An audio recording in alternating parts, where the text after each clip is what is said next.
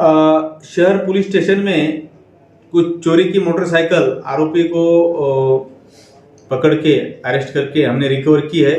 वो 10 मोटरसाइकिल हमें बरामद हुई है। उसमें से कुछ मोटरसाइकिल ऐसा उसमें हमने देखा है कि बॉन्ड के ऊपर लोग लेते हैं, ताकि कहीं दुलिया से हो, देहात से हो, बाहर से हो।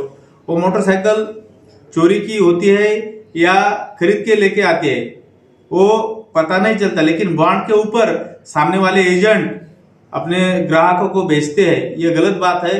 अगर बॉन्ड के ऊपर कोई ऐसी खरीदारी करता है तो वो भी उसमें आरोपी बन सकता है। तो इस जरिए से मैं ये भी आह्वान करता हूँ कि कोई भी वाहन बॉन्ड के ऊपर खरीदारी ना करे, उसकी कागजात देखकर जांच पड़ताल करके पूरा नाम के ऊपर लेके उसकी खरीदारी करे। रुपया बॉन्ड के ऊपर खरीदारी ना करे, नहीं तो आईपीसी 411 के तहत वो जो ग्राहक है वो भी उसमें आरोपी बन सकता है। इसीलिए खुद जांच करके वो गाड़ी अगर नाम पे हो सकती है तो ये खरीदारी करे।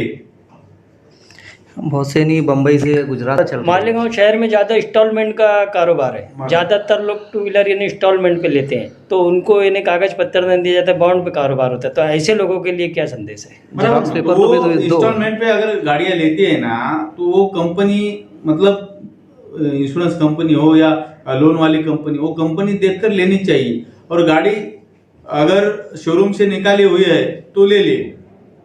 पुरानी गाड़ी अगर लेते हैं तो उसका वेरिफिकेशन, जांच पड़ताल पूरी हो जाने के बाद, आरटीओ से वेरीफाई होने के बाद ही ले ले। नहीं तो कुछ चोरी की गाड़ियां भी बेचने की संभावना होती है और उससे हमें तकलीफ हो सकती है। अभी कितने आरोपी गिरफ्तार किए? उसमें अभी 2 आरोपी है हमारे पास और बाकी भी इन्वेस्टिगेशन शुरू है। टोटल कितनी गाड़ियाँ? 10 बरामद हुई है, बाकी भी होंगे और। जी।